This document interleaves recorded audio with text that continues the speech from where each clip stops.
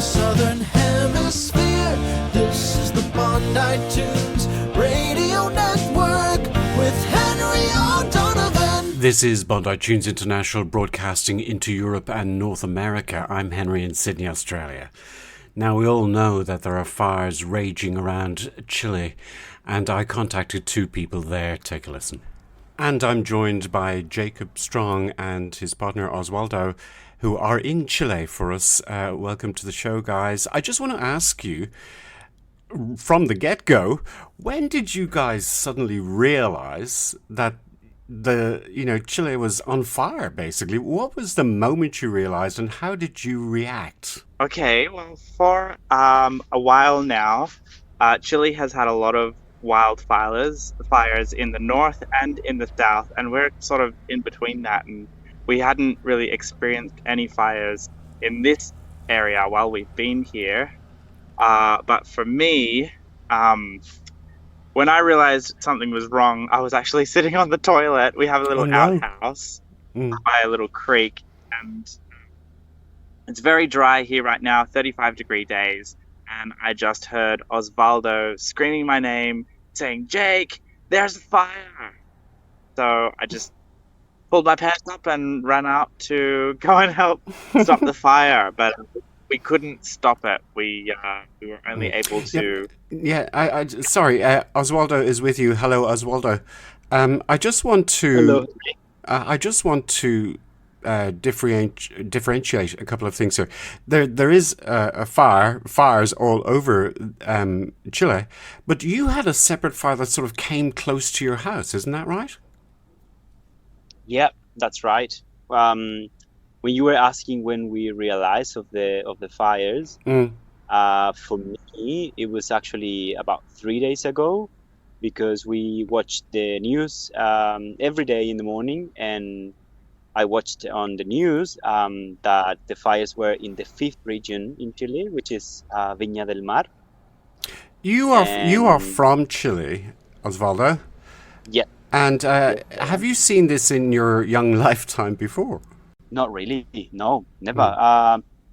We have had fires before in Valparaiso, but never this big. I think this is... And Jacob, I do believe that over 100 people have perished from these fires, and we have a correspondent over there as well, but I couldn't get hold of him. And he said that the authorities are saying that this is not going to end anytime soon. I mean, the terms of the death toll. Yeah, that's right. So over 100 people have actually died in these fires, and over 300 people are still missing, not found. And it was updated, and it's over 400. How long are you guys there for? Well, right now we're thinking about staying for 6 months. Whoa, okay. Yeah, then we'll leave for a few months, and then we'll come back. Yeah, and keep working on it. Right, and I want to talk to you, actually, just on a side note. You guys cleaned out a well. What is that about? Yeah, well, when I got here, Osvaldo and his father, along with his uncle, they were building a house from the ground up on this beautiful piece of land with lots of trees and lots of long grass. And the only way to get water here was to dig a well. There's no connections to electricity or water, so it's a very rural area, about 40 minutes from the nearest town. Oh my God. So a couple of months ago, they dug a well, which I think is about 6 meters deep. Mm-hmm. About 5 meters deep. And then when I arrived, they had taken a break of about 1 month. And so they hadn't been here for a while. During that time, a couple of little animals like frogs, lizards, and 2 rats found their way into the well and couldn't get out. So we had to empty the well, wash the walls, wait for it to fill up a little bit, clean out that water, and now we're drinking from it. Now we've got some fresh water. That really scares me, the thought of that. I'll be thinking, oh, really? But I admire you for your courage in doing that, because you sound very confident that the water is clean. Now, I'm talking with Jacob, who's actually from Australia, and Osvaldo is local there. I was wondering, Jacob, being from a country here in Australia, we are known, well, we're very aware of bushfires. Did that help you in any way? Because I know neither of us have probably been involved in a bushfire in Australia, but we are much more aware than people in countries like Britain. Did you find that it was less of a surprise because you're so familiar with bushfires? That's a hard question. I'm definitely well aware of fires that happen in Australia and how dangerous they can be, but I'm born and raised in the city, so I haven't had much to do with them, and all I've got is the information there's that they spread fast, and you gotta call the fire brigade as soon as possible before they get out of control. And yeah, I was certainly not prepared for how quickly this one spread, because we called the fire brigade very quickly. We were able to slow the fire down enough so that it passed our house, but we couldn't stop it, and it continued for acres and acres. And there are these hills off in the distance that I'm looking at now, and within an hour and a half, trees, like the pine forests there, were up in flames. There was just this big mushroom cloud of smoke off in the distance. I'm just wondering, Osvaldo grew up there. I'm just wondering, you mentioned that you don't have water and you don't have electricity. Is this a general thing, or is it because of the fires? Oh no, it's only in this area, in this piece of land that I just bought about 2 years ago. But we have electricity and water in like all Chile, in the cities, and even some like suburbs. But where I bought the piece of land, it's very, very rural, and like civilization is just starting, I guess. Yeah. Right. And do you know how long this is going to go on for? I talked to a correspondent there in Chile, in Santiago. I'm not sure. Actually, where are you? Are you close to Santiago? We are about like 4 hours driving to the south from Santiago. About, I think, 400 or okay. You 450. You really are in a rural area. So how long do you guys think this is going to go on? Or does anyone know? Well, to be very, very honest, I think it's very clear that the weather is just way too hot. The wind is very, very strong at the moment, and that combination makes it seem that fire, it's gonna last. From Australia, this is Bonditunes. Henry O'Donovan. If you have just joined us, this is Bonditunes International, broadcasting around the world. I'm Henry, reporting from Sydney in Australia. We're talking about the wildfires in Chile, and the death toll has reached over 100, and the authorities say it's expected to rise dramatically. Our own correspondent in Santiago could not contact us because he was busy protecting his own home from fire. But I did manage to get hold of some people in Chile. They're actually friends I know very well. Let's return to that conversation now with both Osvaldo and Jacob. And I'm just wondering how, Jacob, how your mom and dad and your friends and family reacted when they saw on, as number one news bulletin here in Australia, when they saw that you were in Chile and this fire, these massive fires broke out. How did your family react, Jacob? Yeah, well, actually, Susan, my auntie, was the first person to contact me, and I had done all that I could do. I had just finishing digging holes in the ground around our neighbor's house, which actually prevented the fire from getting the house, and that also slowed the fire down enough until the firefighters came down and actually stopped the fire in that area. I then came back to rest at our house, and I looked at my phone, and I had received a message from Susan saying, "Hey Jake, are you anywhere near the fires?" And so I just had to call her, and I told her exactly what had happened, and she was shocked. She couldn't stop saying, "Oh my god!" But the fires that she had seen were all about Viña del Mar. Of course, they are the most populated. That's the most populated area that has been affected by fires. But of course, they are also affecting us in rural areas. Can I? So, yeah. Sorry, I will let you guys go in a minute. Thank you so much for spending this time with us here on Bonditunes International. I just want to know, given that you're restricted there, to say the very least, what do you do during the day in this particular time? Well, we actually got here with the intention of building the house, like finish the process of building the house. And we are still working on the inside of the house. We only have the walls for outside and the roof, and we can already live here, but we want to install the walls and the ceiling inside, and make this place comfortable, because we want to spend like hopefully every year, every spring in Chile. Yeah. So we're every day busy just working on the house. Aside from the fires, it is a beautiful location, but for the last 2 days, we have been racing to fires on the back of trucks with buckets full of water and shovels, trying to slow. Yeah.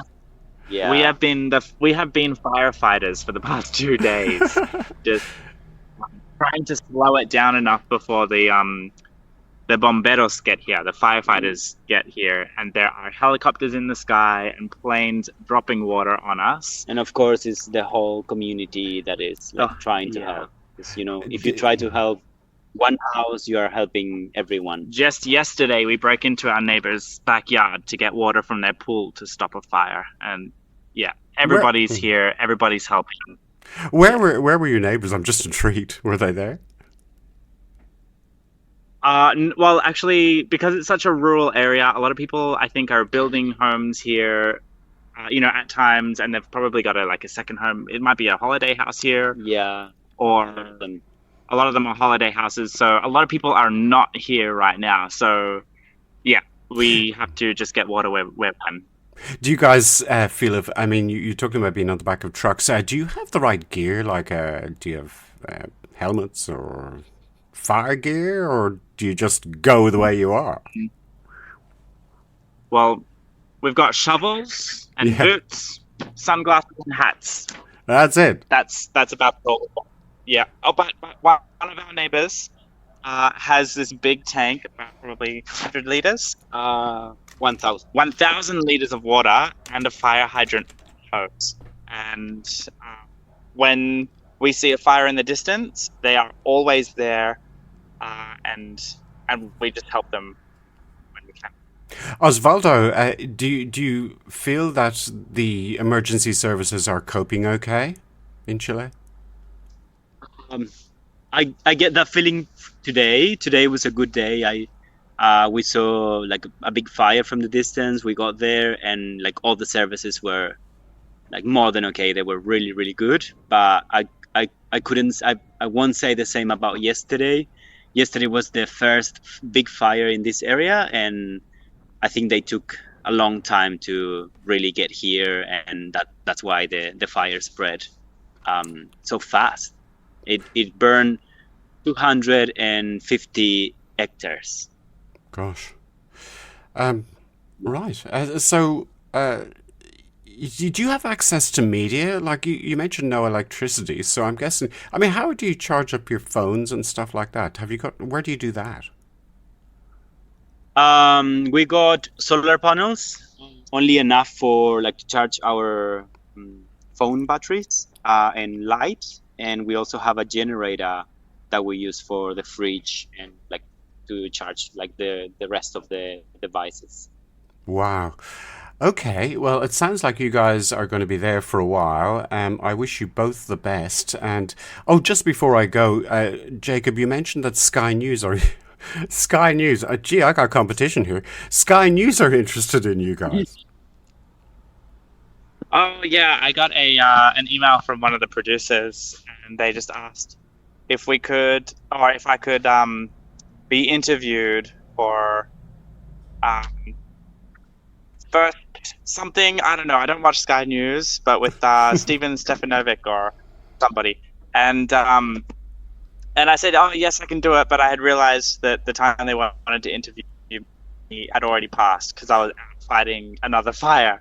So I might have missed the option for that interview. Did they want you to do television, and where are you at with that now? They wanted to do a Zoom interview with good lighting, so my face would be on Sky News. What's happening though? What's the result? What's going to happen? So just before I saw your text message, I had just sent off another email to their producer saying, "Sorry, I missed this time.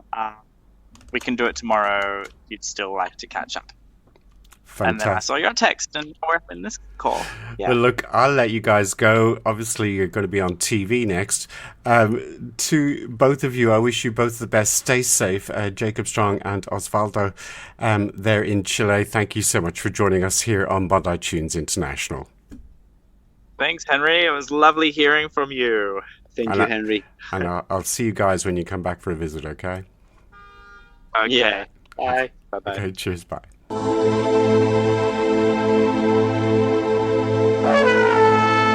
Cuando llegues, niño mío,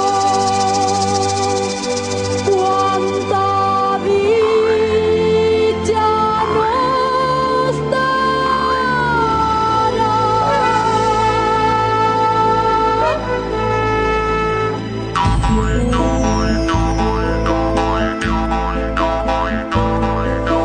Cuando acaben los días del crudo invierno y su fruto sagrado nos dé el pegüén, ay, nacerás mi niño y me harás dichosa, serás el más hermoso, mi huepeñén.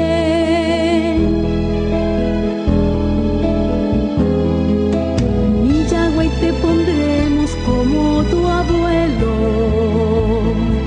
serás sano y robusto como aligüen. Tendrás fiesta y bautizo y de regalo tu cahuello, borrega y guacá también. Mi pichiche, mi huepeñén, traerás bello amanecer, mi pueblo en ti va a renacer, pichichi huepeñén. Mi pichiche, mi huepeñén, traerás bello amanecer, mi pueblo en ti va a renacer, pichichi huepeñén.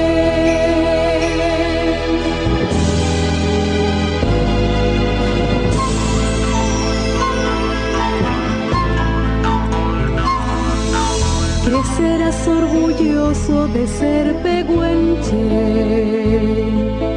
tu tierra noble y bella siempre amarás, honrarás a tu raza y antepasados, nuestra lengua y costumbres conservarás. Los árboles, cultivos, los animales, como tu propia vida protegerás. Serás un hombre digno y respetado, quien en desde arriba te guiará. Mi pichiche, mi huepeñén, traerás bello amanecer, mi pueblo en ti va a renacer, pichiche huepeñén. Mi pichiche, mi huepeñén, traerás bello amanecer, mi pueblo en ti va a renacer, pichiche huepeñén.